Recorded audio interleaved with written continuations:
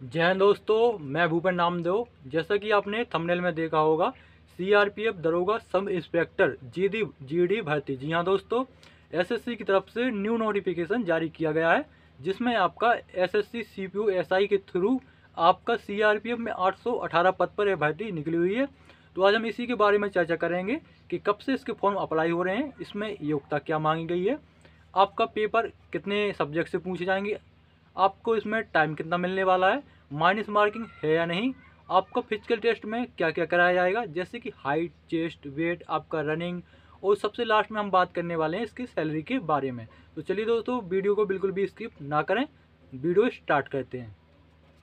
सबसे पहले हम जान लेते हैं सीआरपीएफ के बारे में, सीआरपीएफ होता क्या है।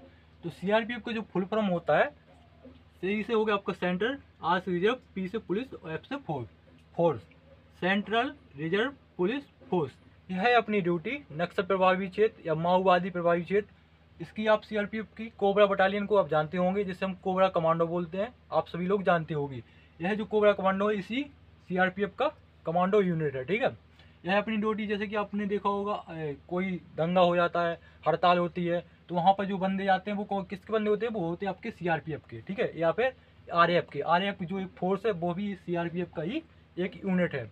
और आपका जम्मू कश्मीर में राष्ट्रीय राइफल्स के साथ यह अपनी ड्यूटी देता है, ठीक है।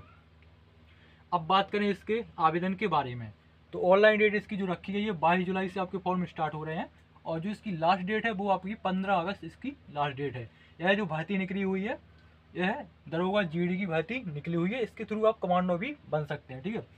अब बात करें इसकी एप्लीकेशन फीस के बारे में, तो अगर आप जर्नल, ओबीसी, ईडब्ल्यूएस कैंडिडेट हैं तो आपको देने पड़ेंगे 100 रुपये। अगर आप एससी, एसटी या फीमेल कैंडिडेट हैं तो आपसे 1 भी रुपये चार्ज नहीं किए जाएंगे, यानी 0 रुपये रहेंगे। बात करें इसकी एग्ज़ाम डेट के बारे में, क्योंकि यह एग्ज़ाम एसएससी सीपीयू करा रहा है, एसएससी करा रहा है, तो वह अपना एग्ज़ाम पहले से ही दे देता है, एग्ज़ाम डेट पहले से ही दे देता है। तो इसकी जो एग्ज़ाम डेट है वो अक्टूबर 2023 में किसी भी दिन आपके एग्ज़ाम हो सकते हैं। अब बात करें आपकी आयु सीमा यानी एज लिमिट, आपकी उम्र सीमा कितनी होनी चाहिए। तो जो आपकी एज होनी चाहिए वो होना चाहिए 20 साल, मिनिमम 20 साल होनी चाहिए, मैक्सिमम आपकी 25 साल, यानी 20 से 25 साल आपकी एज होनी चाहिए। बात करें इसकी छूट के बारे में, तो अगर आप ओबीसी कैंडिडेट हैं ना, अगर आप ओबीसी कैंडिडेट हैं तो आपको मिल जाएगी इसमें 3 साल की छूट। अगर आप एससी, एसटी कैंडिडेट हैं तो आपको मिल जाएगी इसमें 5 साल की छूट, ठीक है। तो ये होगी उम्र सीमा तथा इसकी छूट के बारे में जानकारी। अब जानते हैं इसके पद के बारे में कि आपका महिला उम्मीदवार का और पुरुष उम्मीदवार का कितना पद है। तो टोटल जो पद हैं वो है 818 पद। सबसे ज़्यादा पद जो है वो है केवल सीआरपीएफ में, बाकी जो बीएसएफ, आईटीबीपी में जो भर्ती निकली है उनमें कम पद हैं। सबसे ज़्यादा पद हैं 818 पद सीआरपीएफ में, उसके बाद में फिर सीआईएसएफ में। तो बात करें इससे पुरुष उम्मीदवार के पद के बारे में, तो जनरल के ही में इसमें है 319 पद, ओबीसी के हैं 213 पद, ईडब्ल्यूएस के आपके 79 पद, एससी के 118 पद और एसटी के हैं 59 पद। महिला उम्मीदवार के पद के बारे में बात करें तो जनरल के हैं 12 पद, ओबीसी के आपके 8 पद, ईडब्ल्यूएस के 3 पद और एससी के 5 पद और एसटी के 2 पद। टोटल हैं आपके 818 पद, यानी सबसे ज़्यादा वैकेंसी इसी में है, ठीक है। अब बात करें योग्यता के बारे में, तो जो आपकी इसमें योग्यता मांगी गई है, आपकी एजुकेशन क्वालिफिकेशन होना चाहिए, वो सिंपल आपकी ग्रेजुएशन पास होना चाहिए, जिसे हम हिंदी में स्नातक बोलते हैं। आप BA, BSc, BCom, BCA, B pharma कुछ भी आप किए हो, केवल आपका ग्रेजुएशन होना चाहिए, यही आपकी योग्यता रखी गई है, ठीक है। अब बात करें इसके एग्जाम पैटर्न के बारे में और फिजिकल टेस्ट और इसकी सैलरी के बारे में, तो एग्जाम पैटर्न बड़े ध्यान से समझिएगा। एग्जाम पैटर्न आपका 2 स्टेप में होगा। पहले स्टेप में आपका एक पेपर कराएगा, फिर उसके बाद बीच में आपका फिजिकल है, फिजिकल के बाद में भी आपका एक पेपर होगा, तो आपका 2 स्टेप में आपका पेपर होगा। ये समझ लीजिए आपका सिलेक्शन प्रोसेस 3 स्टेप में होगा। पहले आपका पेपर होगा, फिर फिजिकल टेस्ट होगा, फिर एक और पेपर होगा, ठीक है। तो पहले फर्स्ट स्टेप समझते हैं। तो फर्स्ट स्टेप में आपका सीबीटी टेस्ट कराया जाएगा, कि जिसे हम कंप्यूटर बेस्ड टेस्ट बोलते हैं, जिसमें आपके 4 विषय से क्वेश्चन पूछे जाएंगे। जीके जीएस से आपके 50 क्वेश्चन, रीजनिंग के आपके 50 क्वेश्चन, मैथ के आपके 50 क्वेश्चन, इंग्लिश के आपके 50 क्वेश्चन। टोटल आपके हो गए 200 क्वेश्चन, जो कि आपके 200 मार्क्स के हो गए। इनको सॉल्व करने के लिए आपको जो टाइम मिलने वाला है वो 2 घंटे का इसमें टाइम मिलेगा। बात करें इसके माइनस मार्किंग के बारे में, तो जो इसकी माइनस मार्किंग होगी वो 1/4 होगी। 1/4 बोले तो अगर आप कोई 4 क्वेश्चन गलत करोगे तो आपका 1 नंबर काट लिया जाएगा। आपका यह पेपर होने के बाद फिर आपको कट ऑफ लिस्ट डिसाइड होगा, आपका कट ऑफ लिस्ट आएगा इसी पहले स्टेप से। कट ऑफ लिस्ट आने के बाद जैसा आपके नंबर होंगे उसी के हिसाब से कट ऑफ जाएगी। कट ऑफ में फिर आपको फिजिकल के लिए बुलाया जाएगा, फिजिकल में आपका फिजिकल कराया जाएगा। फिजिकल के बाद एक और पेपर है, तो पहले आप पेपर के बारे में जान लेते फिर फिजिकल के बारे में बताता हूँ। तो आपका एक पेपर होने के बाद फिजिकल, फिजिकल के बाद फिर एक और पेपर है, वो पेपर होगा आपका इंग्लिश एंड कॉम्प्रहेंशन का। तो जो इंग्लिश का पेपर होगा वो आपका 200 नंबर का रहेगा, यानी 200 मार्क्स का रहेगा, 200 क्वेश्चन आएंगे, 200 मार्क्स का रहेगा। इसको सॉल्व करने के लिए, हल करने के लिए टाइम दिया जाएगा 2 घंटे का, और इसमें भी माइनस मार्किंग है, माइनस मार्किंग 1/4 की है। लेकिन इसकी स्पेशल बात ये है कि ये पेपर केवल क्वालिफाइंग नेचर का होगा, केवल आपको इसको पास करना है, इसके नंबर नहीं जोड़ेंगे, केवल आपको इसको पास करना है, ठीक है। अब बात करते हैं इसके फिजिकल टेस्ट के बारे में। फिजिकल टेस्ट में आपका हाइट, सीना, दौड़, लॉन्ग जंप, हाई जंप और शॉर्ट पुट यानी गोला फेंक, और सबसे लास्ट में वजन। आपके 7 स्टेप हैं। सबसे पहले हम समझते हैं हाइट के बारे में। पुरुष ये हो गया मेल उम्मीदवार, यानी पुरुष उम्मीदवार, ये हो गया महिला उम्मीदवार। तो पुरुष उम्मीदवार की जो ऊंचाई होनी चाहिए, हाइट होना चाहिए, वो 170 सेंटीमीटर होनी चाहिए। महिला उम्मीदवार की जो हाइट होना चाहिए वो 157 सेंटीमीटर होना चाहिए। पुरुष उम्मीदवार का जो चेस्ट होना चाहिए, यानी आपका सीना होना चाहिए, वो होना चाहिए 80 से 85 सेंटीमीटर। 80 बिना फुलाए, 5 सेंटीमीटर आपको फुलाना है, ठीक है। कैसे फुलाना है वो भी मैं आपको बता देता हूँ।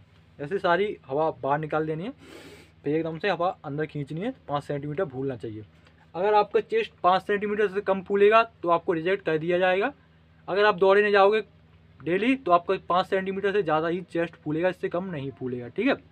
अगर 5 सेंटीमीटर से ज़्यादा चेस्ट फूलेगा तो कोई दिक्कत वाली बात नहीं, अच्छी बात होती है, ठीक है। अब बात करें दौड़ के बारे में, तो इसमें जो दौड़ कराई जाती है वो 2 स्टेप में, मतलब 2 प्रकार की दौड़ होगी। पहली जो दौड़ होगी वो 1600 मीटर की दौड़ होगी पुरुष उम्मीदवार की, जिसमें आपको टाइम दिया जाएगा 6.5 मिनट, यानी 6 मिनट 30 सेकंड।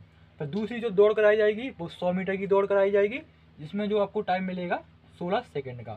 अब बात करें महिला उम्मीदवार की, तो महिला उम्मीदवार की जो पहली दौड़ कराई जाएगी वो होगी आपकी 800 मीटर का, जो आपको टाइम मिलेगा वो 4 मिनट का टाइम दिया जाएगा।